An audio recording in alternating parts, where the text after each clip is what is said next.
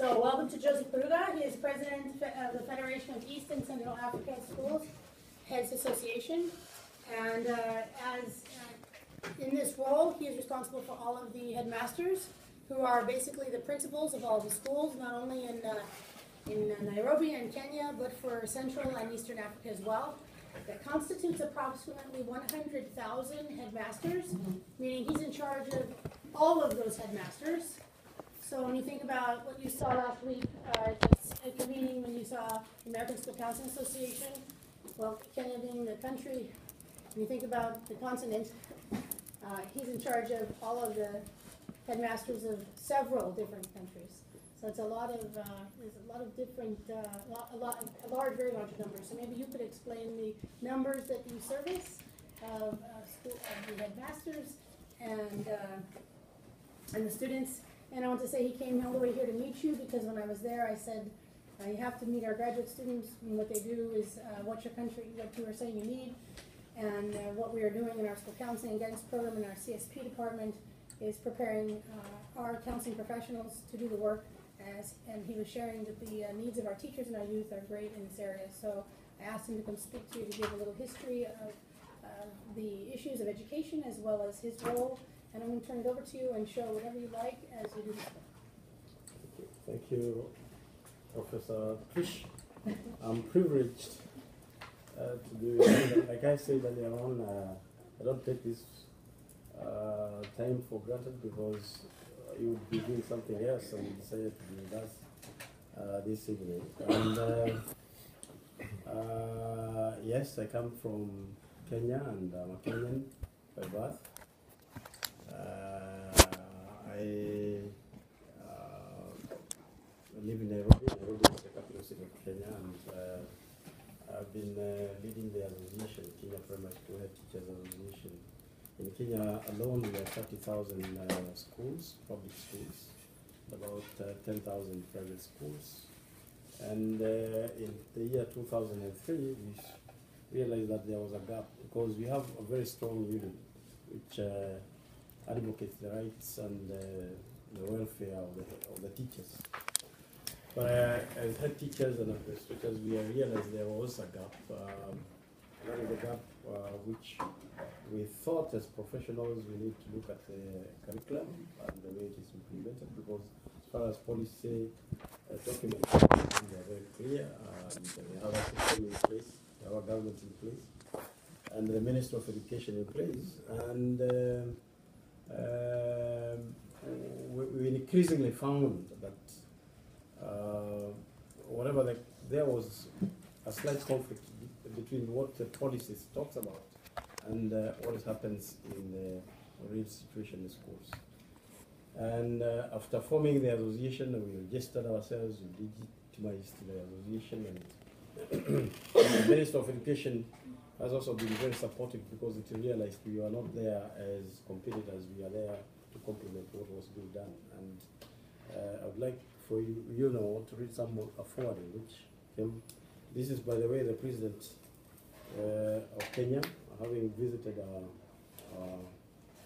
our conference, which we hold annually. And a Cabinet Secretary is saying in his message that I would like to acknowledge that working between Ministry of Education, Science and Technology and KEPSHA, KEPSHA is Kenya Primary School Head Teachers Association, allows for provision of educational programs that otherwise would have not been possible. Such include follow-up of trained school administrators' determination of long-term impact of school child-friendly schools. I mean, when we talk about KEPSHA, I would like you to see where we are coming from and what role we play. We are all obviously employees of the Ministry of Education, but our role is to ensure that we bridge that gap. Coming back to Kenya and East Africa, yes, East Africa actually is this region you see here, and it avoids this particular area in Zambia. It goes to Burundi and Rwanda and Burundi. Therefore, we have Rwanda, Burundi, Uganda, Kenya, Tanzania, Southern Sudan, bit of Ethiopia, and we are trying to request our brothers and sisters in Somalia as well to consider coming back home. And that is the region where I represent. And coming to Kenya, Kenya actually, being in East Africa, Equator passes through Kenya. Nairobi is here, is 1.5 degrees south of Equator. And it's a very beautiful country. You can go to the northern part where you get deserts, very hot areas. Around the mountains it's very wet and cold. And then you have the coastal region, just like what we are having in Santiago. So it's a country we wish to come and visit. People are very friendly.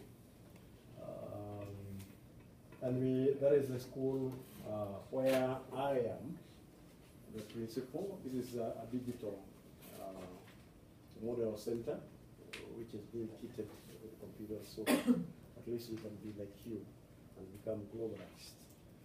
It is called Nairobi Primary. It is just in the, almost, it's not almost, it's 4 kilometers from the city center, next to State House. The population of Kenya is 40 million people, and we have 9 million children in elementary schools, spread out in 30,000 primary schools. And in East Africa, we have got about 21 million children going to school in elementary school, in that particular sect of education. You can see children in the parade in that primary school where I am. And I have seen more or less the same thing happen to some of the schools I've visited. And here is Kenya. This is one of my accountants having visited and having gone to West Germany. So we have international meetings. We do come annually to Cleveland for international sports as a school. And we have, collaboration with the schools in England. I had a chance to study in England, and we still have that kind of relationship. Talking about education system and the challenges which are in East Africa, they're generic, more or less, because in spite of many children being in the classes, and they come from different socioeconomic backgrounds. Some of them come from a very poor families, dysfunctional families, as it would happen anywhere else. And they carry baggages when they are coming to schools. One of the shocking problems with the system is that we don't have enough teachers. In Kenya alone, we are short of 90,000 teachers, and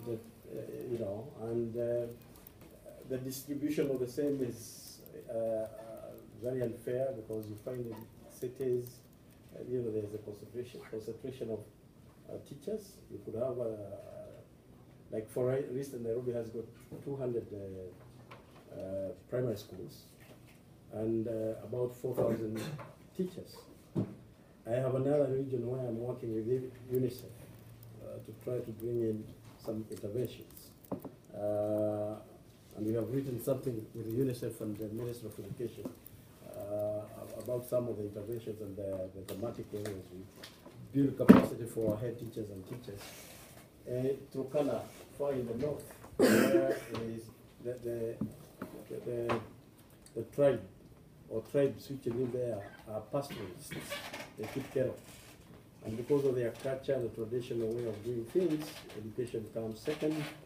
And in that area, you have 320 primary schools with only 1,700 teachers. Meaning, if you distributed those teachers to every school, it would be 4 teachers per primary school with over 500 children. So you can imagine, when you talk about teaching and learning, some of the constraints we have. One challenge is to have enough teachers. That also comes along with a question of counseling. A teacher, a primary school teacher, normally goes up to high school, and after high school they join the teacher training college. For 2 years they get certified, and they are employed, they would be lucky to have capacity building or be visited by advisors and inspectors, or to be capacity built. So they actually use the initial training methodology and experience which they get in the field to continue teaching the children. Therefore, the issue of the teaching style, because of the numbers and lack of teaching and learning materials like books, they are wholly dependent on the teacher. Therefore, the popular teaching method is the way I'm doing it. Yeah, chalk and talk, the rote learning. If they are lucky to have buildings or classrooms, because in some of the places, you look at that beautiful setup and you think that is representative of Kenya. This isn't. This is a school with a little bit of extras. And it's because the parents again participate fully in making sure that they provide for their children, because they are endowed in terms of what they. I'll bring the other one up. Right. You go to some schools, you find what you call wall-less classrooms. Sticks are, put pegged into the ground, and then the teacher comes with the teaching aids, and the children are there. It's an open area, and they are taught. Right? So you can start getting the picture of the challenges we normally have. The other one is, of course, the poverty level.